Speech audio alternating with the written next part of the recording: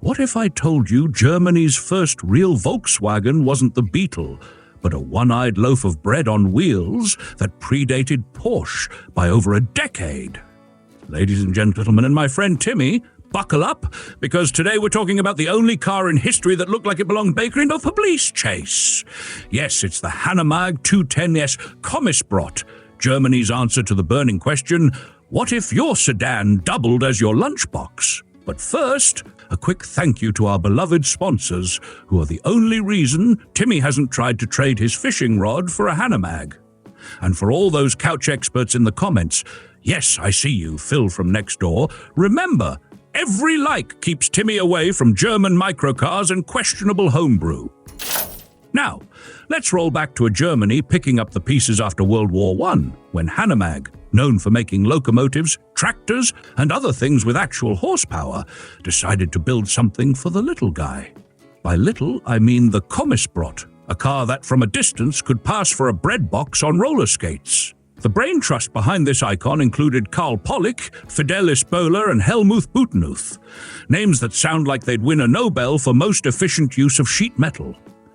The official debut? Berlin, 1924, at the famed automobile exhibition. The goal?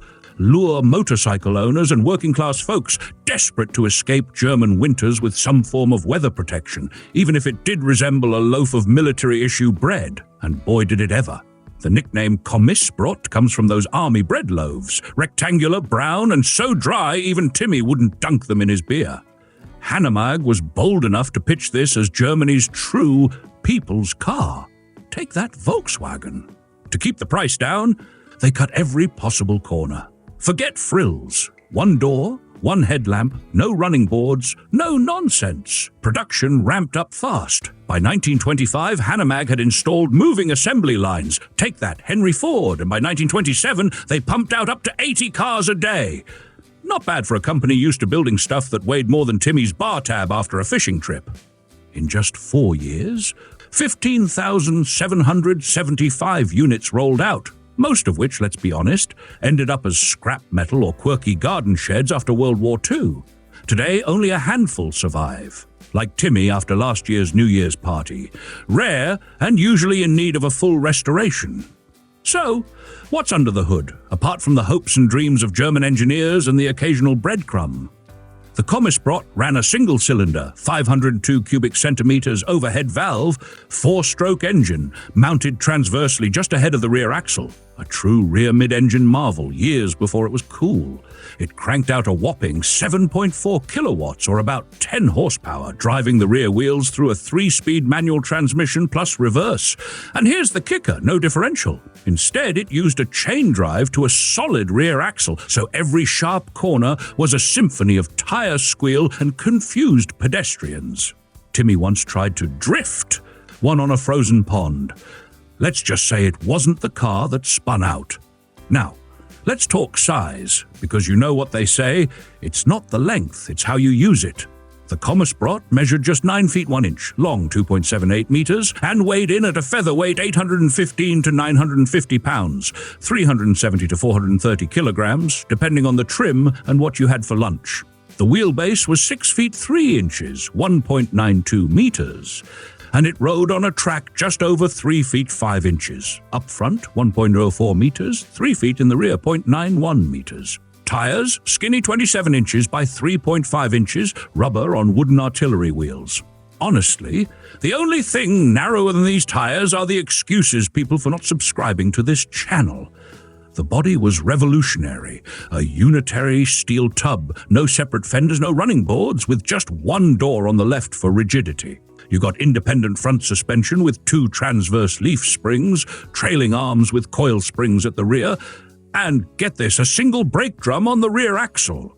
That's right, you didn't just have to plan your stops, you had to pray for them.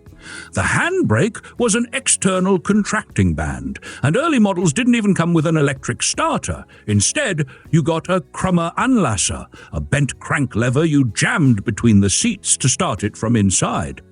It's the only car where getting it running felt like winding up a mechanical toy. As for speed, you could hit 37 miles per hour, 60 kilometers per hour on a good day with a tailwind, and after promising your mother-in-law a ride, which is why Timmy never went above 25 miles per hour. Factory race versions, stripped down and tuned, reportedly topped 56 miles per hour, 90 kilometers per hour, about as fast as rumors spread at my local barber shop. Fuel economy was legendary, 4 liters per 100 kilometers, about 59 miles per gallon United States, or 71 miles per gallon United Kingdom. Now let's address the real innovations. The Kommissbrot was the world's first mass-produced car with envelope, pontoon body styling, fenders fully integrated, decades before the Beetle or anything that made it fashionable. That tiny engine behind the seats? It predated the whole rear-engine revolution by a solid decade. Even Ferdinand Porsche was rumored to have been inspired by Hanomag's layout when designing his own people's car. The car came in a few flavors: 2-seat roadster, cabriolet with a soft top, or even a tiny sedan. Later Series 2 cars got bolt-on fenders because apparently people missed mud. Interiors were bare bones, but you had 2 surprisingly roomy seats, a minimalist dash, and the all-important throttle, spark advance, and mixture controls. Legroom was generous, as long as you didn't mind sharing elbow space with the hand crank. Let's not skip the Quirks. The cyclops single headlamp front and center, right-hand steering because German traffic rules were still up for debate, and a 6-volt dynamo for all your electrical needs. No front brakes, so you learn to stop like a pro, or you learn to walk. But you know what? For all its shortcomings, lack of power, Spartan comfort, and the aerodynamics of a brick, the Kommissbrot has soul. It's Germany's first mass-market people's car, it made driving accessible, and it inspired a wave of imitators. And honestly, I admire any car that can survive almost a century and still make people smile or scratch their heads. A few fun facts before we close. In 1927, Hanomag raced 3 wicker-bodied Kommissbrots at the Nürburgring. Yep, rattan like your grandma's patio furniture. One even finished the race, while the others dropped out, presumably to take up a career as bread baskets. One Kommissbrot was even used to smuggle booze across the United States, Mexico border during Prohibition. I kid you not. That same car later landed in a Californian museum and decades later sold for a record price in Paris. And who bought this thing?